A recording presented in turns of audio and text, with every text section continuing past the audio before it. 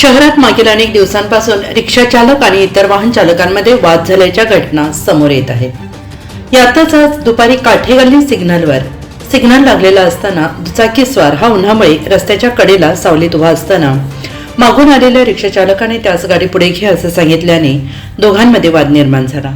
काठेगल्ली सिग्नलवर आज सकाळपासूनच पोलिसांचा मोठा बंदोबस्त असून बाजूलाच उभे असलेल्या पोलिसांनी हा वाद मिटवण्याचा प्रयत्न केला, मात्र रिक्षा चालकाने पोलीस अधिकारी आणि कर्मचाऱ्यांसोबत अरेरावी करत वाद घातला, शिवीगाळ करत धमकी दिली।